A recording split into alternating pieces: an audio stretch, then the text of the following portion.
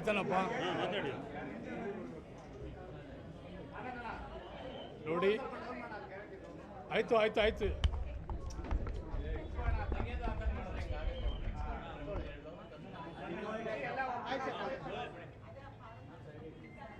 ನನ್ನನ್ನು ಹೈಕಮಾಂಡ್ ಕರೆಸಿದ್ರು ಇವತ್ತು. ನನ್ನ ಅಭಿಪ್ರಾಯವನ್ನು ಕೇಳಿದ್ದಾರೆ. ಅಭಿಪ್ರಾಯ ಕೇಳಿದಂಥ ಸಂದರ್ಭದಲ್ಲಿ ನಾನು ಮೊದಲು ನಿಮಗೆಲ್ಲ ಏನು ಹೇಳಿಕೆ ಕೊಟ್ಟಿದ್ದೆ ಅದಕ್ಕೆ ಬದ್ಧವಾಗಿದ್ದೀನಿ. ನನಗೆ ಒಂದು ಬದಲಾವಣೆ ಬೇಕು ನಮ್ಮೆಲ್ಲರಿಗೂ ಕೂಡ. ಮುಂದೆ ಕಾಂಗ್ರೆಸ್ ಪಕ್ಷ ಮತ್ತೆ ಅಧಿಕಾರಕ್ಕೆ ಬರಬೇಕು. ನಾವೆಲ್ಲರೂ ಕೂಡ ಕಾಂಗ್ರೆಸ್ಸಲ್ಲಿ ಇನ್ನೂ ಹೆಚ್ಚಿನ ರೀತಿಯಲ್ಲಿ ನಾವೆಲ್ಲರೂ ಕೂಡ ಏನಾದ್ರೂ ಬೆಳವಣಿಗೆ ನೋಡಬೇಕಂತ ಹೇಳಿದ್ರೆ ಒಂದು ಬದಲಾವಣೆ ಬೇಕು. ಸೊ ಶಿವಕುಮಾರ್ ಅವರು ಸಾಕಷ್ಟು ರೀತಿಯಲ್ಲಿ ಹೋರಾಟ ಮಾಡಿದ್ದಾರೆ, ಸಂಘಟನೆ ಮಾಡಿದ್ದಾರೆ.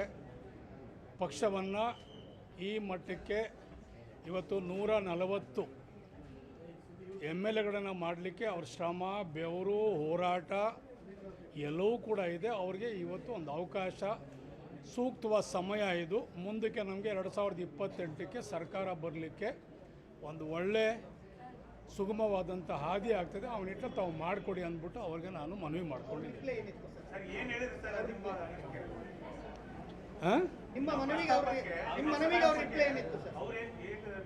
ಮಾಡ್ತೀವಿ, ನೀವೆಲ್ಲರೂ ಹಿಂಗೆಲ್ಲನೂ ಮೀಡಿಯಾದಲ್ಲಿ ಮಾತಾಡಬಾರ್ದು ಅಂತ ಹೇಳ್ತಾರೆ. ಮಾತಾಡಬೇಕಾಗ್ತದೆ, ನಾವು ಹೇಳ್ತೀವಿ.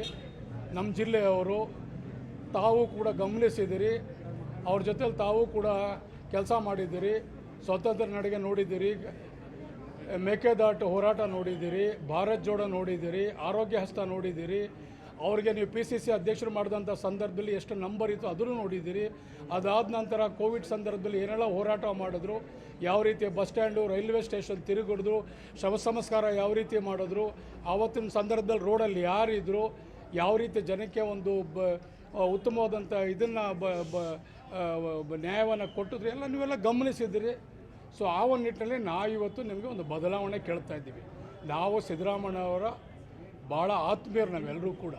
ಅವ್ರಿಗೂ ಅವಕಾಶ ಕೊಟ್ಟಿದ್ದೀವಿ. ಮೊದಲು 5 ವರ್ಷ ಇದ್ದರು, ಈಗೂ 2.5 ವರ್ಷ ಇದ್ದರು. ನಮಗೊಂದು 2.5 ವರ್ಷ ಅವಕಾಶ ನಮ್ಮ ಜಿಲ್ಲೆಯವರು, ನಮ್ಮವರು, ಒಳ್ಳೆಯ ಒಂದು ಸಂಘಟನೆಗಾರರು, ಹೋರಾಟಗಾರರು ಇವತ್ತೊಂದು ಸಂದರ್ಭದಲ್ಲಿ ಅವ್ರು ಕೊಟ್ಟರೆ ಮುಂದಕ್ಕೆ ಎಲ್ರಿಗೂ ಕೂಡ ಒಳ್ಳೆಯದಾಗ್ತದೆ. ಮುಂದೆ ನಾವು ಸರ್ಕಾರ ನೋಡ್ಬೋದು ಅನ್ನೋ ಉದ್ದೇಶದಿಂದ ನಾನು ಮನವಿಯನ್ನು ಮಾಡಿದ್ದೀನಿ. ಅದಕ್ಕೆ ಸ್ಪಂದನೆ ಚೆನ್ನಾಗಿ ಮಾಡಿದ್ದಾರೆ. ಆಯಿತು, ನಾವೆಲ್ಲ ಅದಕ್ಕೆ ತೀರ್ಮಾನ ತಗೊಳ್ತೀವಿ ಅಂತ ಹೇಳಿದ್ದಾರೆ. ಮನವಿಗಲ್ಲ, ಪದೇ ಪದೇ ನಾವೆಲ್ಲರೂ ಕೂಡ ಈ ರೀತಿ ನಾವೆಲ್ಲರೂ ಕೂಡ ಪಕ್ಷದಲ್ಲಿ ಭಿನ್ನಾಭಿಪ್ರಾಯ ಮಾಡಬಾರ್ದು ಅಂತ ಹೇಳಿದ್ರು. ಸ್ವಾಮಿ ಬೇರೆಯವ್ರುಗಳಿಗೆ ನನಗೂ ಹೇಳಿ ಅಂತ ಹೇಳಿದ್ದೇನೆ. ಅದನ್ನೇ ಇವತ್ತು ಮಾಡ್ತೀವಿ ಅಂತ ಹೇಳಿದ್ದಾರೆ. ಎಲ್ರಿಗೂ ನಾವೆಲ್ಲ ಅದಕ್ಕೆಲ್ಲ ತೀರ್ಮಾನ ತಗೊಳ್ತೀವಿ. ನಾವು ಏನು ಮಾಡಬೇಕಂತ ಹೈಕಮಾಂಡಲ್ಲಿದೆ, ಹೈಕಮಾಂಡ್ ತೀರ್ಮಾನ ಮಾಡ್ತೀವಿ. ನೋಡಿ, ನನಗೆ ಆಶಾ ಭಾವನೆ ಇದೆ. ಅವರು ಮಾತಾಡಿದಂಥ ರೀತಿ ನೀತಿ ನೋಡಿದ್ರೆ ನಮಗೆ 200% ಬದಲಾವಣೆ ಮಾಡಿ ಒಂದು ಸೂಕ್ತವಾದಂಥ ನ್ಯಾಯ ನಮಗೆಲ್ಲರೂ ಕೂಡ ಕೊಡ್ತಾರೆ ಅಂತ ಹೇಳಿ ಆಶ್ವಾಸ ಇದೆ.